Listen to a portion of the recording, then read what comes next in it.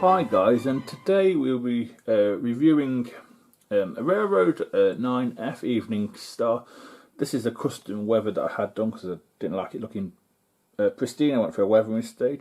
The reason I am reviewing this is simply because in Hornby's 2021 range they announced they are retooling the 9F. I still believe they're still going to do the Railroad version, which is this one, which stems back to the 70s or 60s. But yeah, I thought I'd take a look and show people how good the Railroad locomotive is. So we'll get into it, shall we?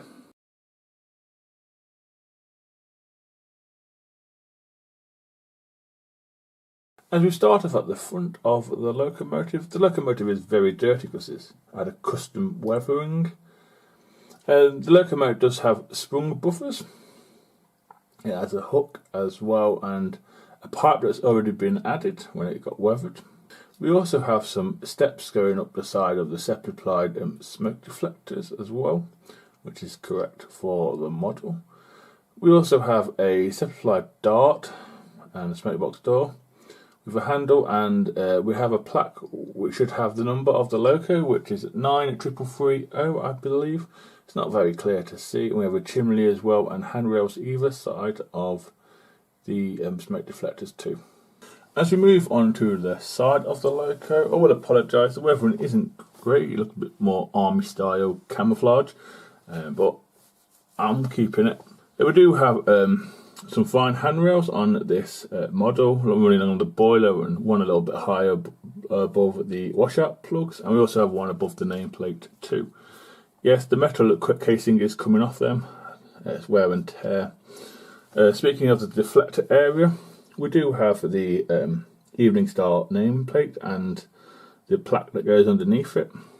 They're not hexed or anything, they're just printed on, tamper printed. Pretty nice as well, or they were when it was pristine anyway. We also have some sort of safety valves and whistles and a little dome on top. We have 10 big massive driving wheels. The one in the centre has no flanged. If I've got that correct, it can go around tighter curves. We also have the gap underneath, known it's been called a spaceship or something like that. That is correct. As we move further down towards the cab area, I think we have a reverser there too. I could be wrong, it looks like it could be a reverser. We also have the number of the loco, which has been cleaned out of the muck. Very nice touch there.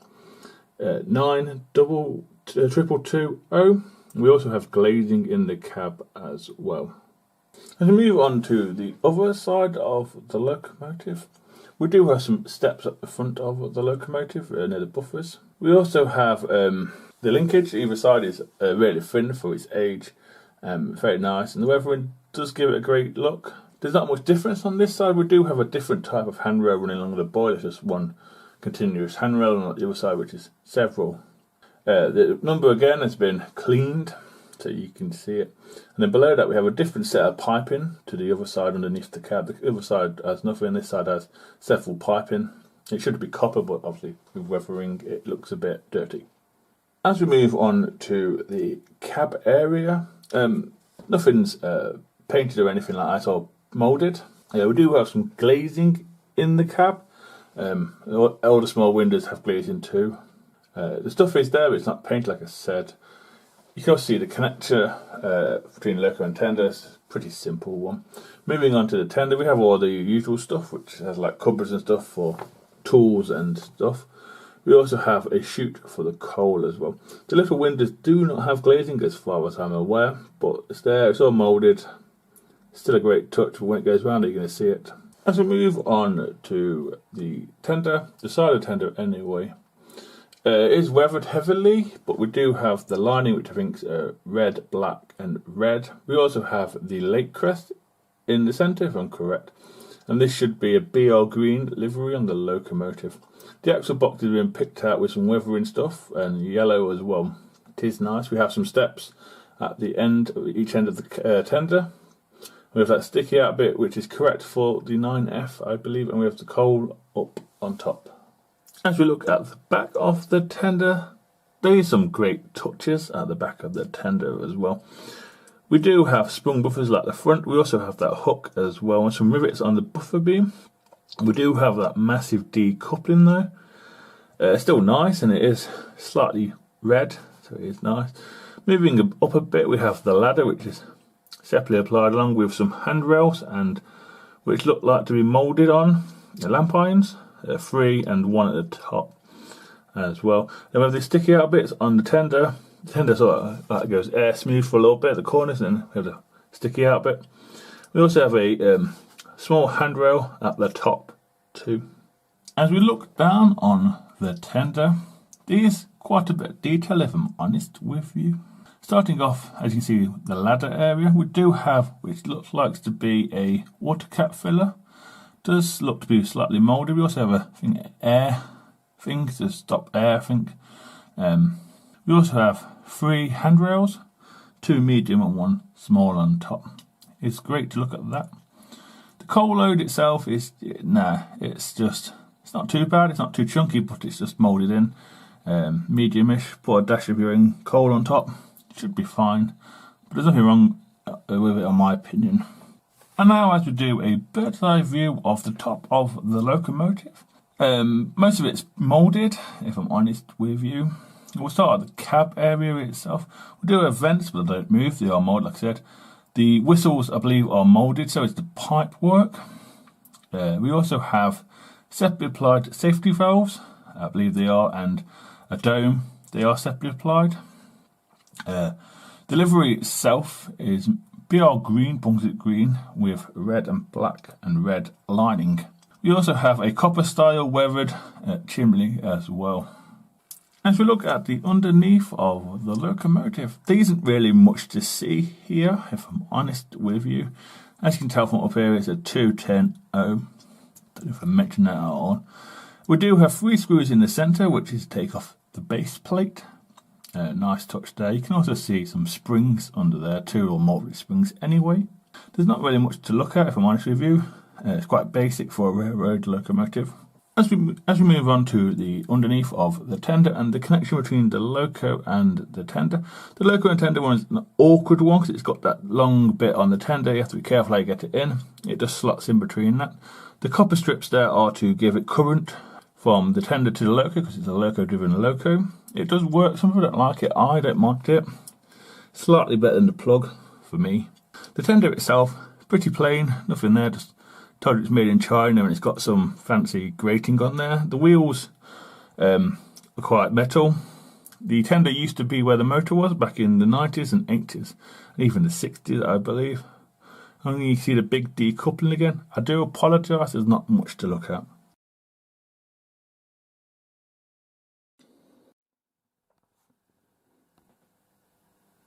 So yeah, that's the big beast on the track, as I want to call it. It's massive. Like I said, this is a railroad version, so I'm sceptical if it will do second radius, because I won't be taking the second radius, but with the amount of wheels I'm a little bit sceptical, really. And the points, it should manage the points, if I'm honest with you, but some of the points are second, so I don't know. So here goes, let's go with it, shall we?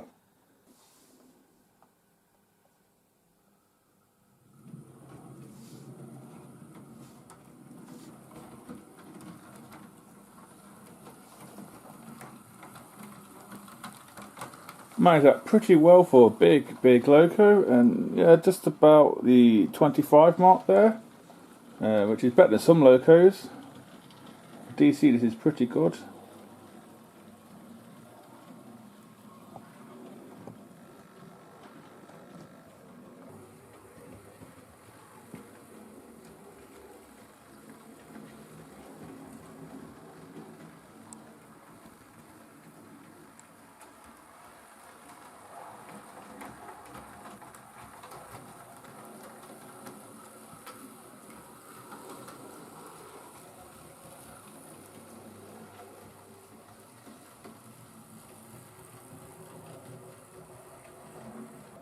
So yeah, we managed that pretty well. The second radius was wonderful.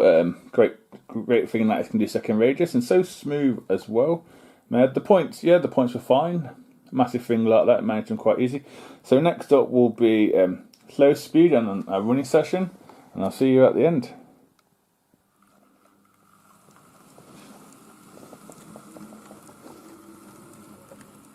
Let's have a look what it's doing. 20, that's pretty nice, that is. For DC, it's not bad.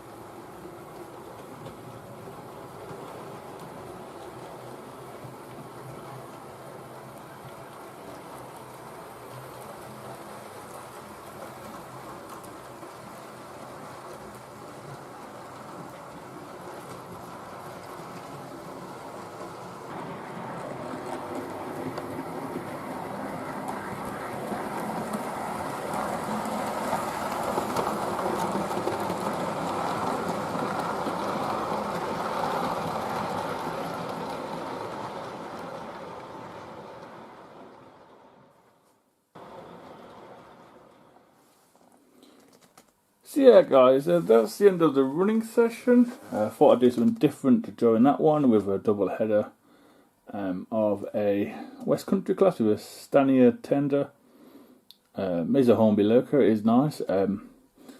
Just the rolling stock this one had, as you can see, it had a milk wagon and then this random BR coaches, I want to say, yeah. There's a Bullet in there, there's I think Mark 1's Harry Potter coaches, and there's a Great Western one at the end, and a BR restaurant car.